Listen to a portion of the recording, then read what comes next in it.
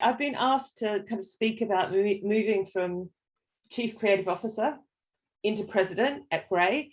And as I said, because it's Mental Health Awareness Week, I also wanted to give you a bit of a peek under the hood, a bit about who I am, rather than just talking about the practical stuff, because you can ask me that in the chat and we can chat about that later, or you can email me or what have you. But I guess where to start? The first thing I guess I said when I started at Grey, which is almost 12 months ago, I was their first lockdown hire, is that I'm not here to make the best work of my life. I'm here to make everyone else make the best work of their lives. And that's absolutely true as a Chief Creative Officer, but even, sort of doubly so, I guess, as a president, because, we're all in it together. The creative product is made by everyone, and it's my job to make sure that that happens. And I've always thought, and it was part of the reason that Mr. President was called Mr. President, it was about, like, what should a great president do, right? A great president should be this amazing leader who gives, I guess leaves the world in a better place than when they joined, who has the best advisors around them, who listens, who makes things more equitable, who looks after those people in need first, creates that environment for thriving commerce and culture, allows voices to be heard, and acts in the very best interests of every person entrusted to their care. And that's pretty much a speech, actually, I gave when I started at Mr. President. Yeah, I think it relates a lot, I guess, to what I'm doing, where I am now. But in terms of my broader journey, my life journey, my mantra has always been this, and I've only realized it recently, actually, through talking. I've always been very comfortable about being uncomfortable. So, I was the classic tomboy. I know, Ali, you've heard this before. I wanted to join Scouts, not Girl Guides. I was the only girl in an all-boys soccer team until I was 16, and not just team, but an entire league. So, stuck out like a sore thumb. I was an absolute maths nerd, but went and studied fine arts. Kind of fitting in has never been something that I've really cared about. I've always been an enormous square peg in a round hole.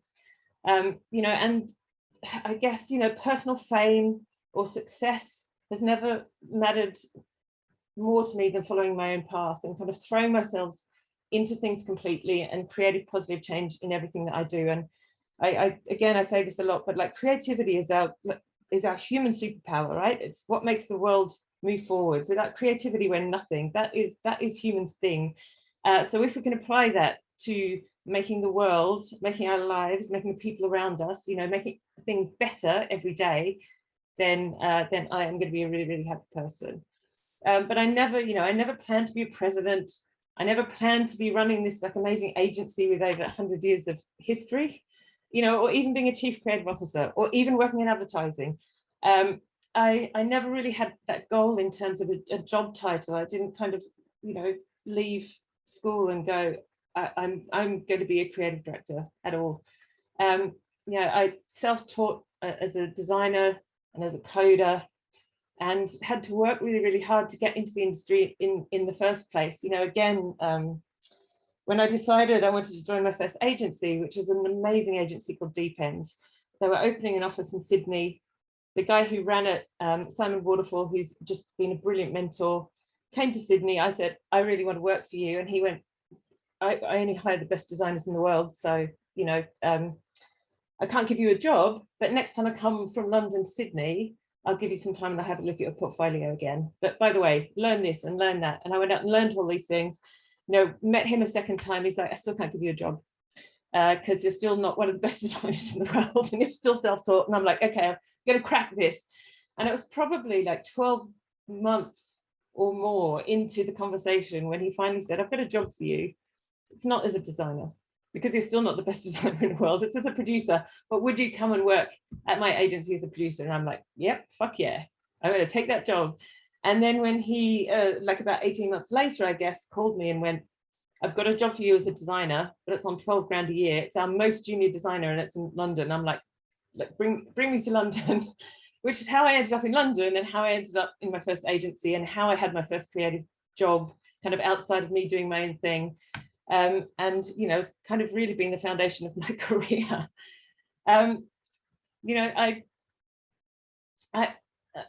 Like I said,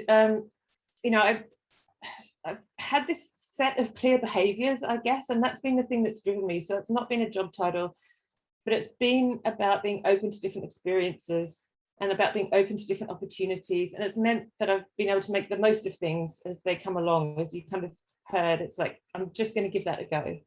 And it's not just something for my career, it's kind of really how I've lived my life. So I kind of wanted to share with you why I feel like being comfortable being uncomfortable is the key to the most interesting experiences and opportunities in work and in life.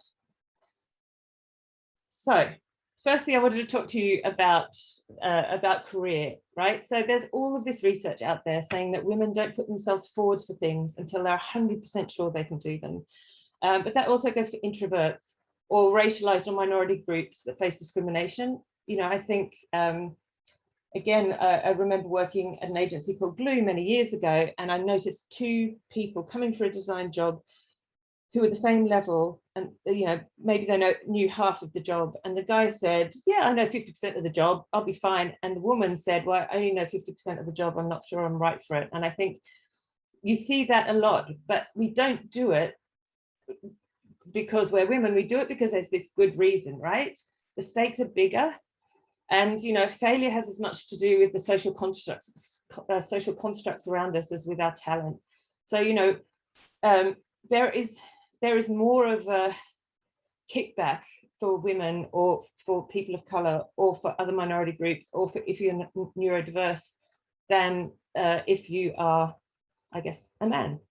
And when we fail for the team. It's seen as like you're a failure of all women or you're a failure of all people of color.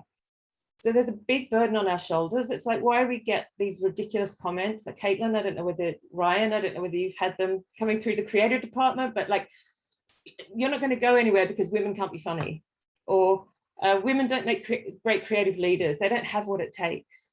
You know, it's a big weight of representation on all of our shoulders. And if we fuck it up, we fuck it up for everyone. And that stops us being our best, I think. But I always think, like, what if we flip that on its head and looked at the support and the crew around us? You know, Caitlin was talking about having like almost kind of comrades, and Jazz was talking about this idea of witness. And I think that's a really interesting thing, because rather than representing all, maybe actually we can find the support in the group around us, you know, because actually leading in that traditional alpha way is super isolating and actually not very helpful. And, you know, the work that I did with the Great British Diversity Experiment many years ago proved actually that way of leading doesn't get the best out of diverse teams and doesn't get to the best work, right? It's that quiet, supportive togetherness, which actually is the thing that is the key to great creative work. And throwing yourself into something doesn't have to be scary. When I fucked up and like genuinely fucked up, and I have a lot, it's actually because I haven't asked for help. You know, I've sat there trying to figure out how to do it myself without actually saying, I'm not the best person at this. Like, you know, I need a hand. Can you join my team? Can you join my crew? And in my role now, I feel really confident because I've got hundreds of the most incredible people around me who can all contribute to the success of the good ship Grey. You know, I have an amazing exec team around me, I have an amazing creative team around me, I have amazing people in every department, all of whom are better at doing what they do than I am at doing any of it. And the thing that I love is that I can kind of help, I guess, sort of steer that ship and rely on people that have these incredible and kind of magical skills. And I do think of it as a pirate ship, I guess, and not a machine. You know, in a machine, cog in the machine is not very kind of sexy, but, you know, I think if we all know what our roles are and we all have a clear vision of where we're going as we're kind of heading out into that, you know, the seas of the creative unknown, because that our industry changes daily, right? And so does the world. And we've all got that role to play for the benefit of each other on our journey as well. And it's too slow and too expensive and too boring to claim to know everything. And it's much more fun relying on the crew to help steer us all. Oh my God. Sorry. The next one is being comfortable, about being uncomfortable in life. And I will race through this. So I just want to say something really clear here. I'm lucky that I've always been this square peg in a round hole, but until my 40s, I still covered up a lot of aspects of who I was. I know Caitlin was talking about high heels. Like, I used to wear heels and a dress to pictures. I didn't get my arms tattooed because I was too scared of, you know, what clients would say. And everyone knows that I prefer to wear boots, right? But I couldn't like resist the temptation not to stand out in those kinds of situations. But actually it was when I started to talk to my son, who's 14, about all the aspects of who I am, that is me in all my fullness, my like sexuality, my points of view, what have you, was actually when my imposter syndrome left, and I stopped neglecting parts of myself and just lent into the bright light of who I am, I guess. And I guess that I guess is the biggest thing I've learned. You know, you need to lean into that brightness of who you are rather than kind of cutting it off. You need to embrace in fullness, you know, everything. And that's when I lost my imposter syndrome completely and felt really, really fearless for the very first time. And I promise, Ali, I will really wrap up quickly. And finally, it's about being uncomfortable with creativity. And all I wanted to say here is making the best work. You only get to the best, bravest work when you take everyone along in the ride. So I said, you know, that idea of being a president and listening, but it's about listening and respecting to every single person in the team and the client. And only then can you get to these amazing ideas.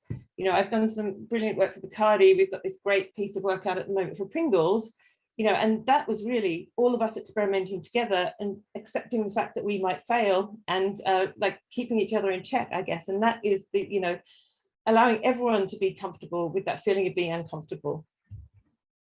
So I've had to précis that a lot because I waffle and I'm obviously quite emotional and I've still got fuck you happening on my phone. But I just wanted to encourage all of you to lean into that bright light of who you are. And actually therapy helped me get there. I have to say, I didn't do it on my own. Embrace your uncomfortable and just remember you've got the safety net of people around you if you just stop to listen to them. And thank you all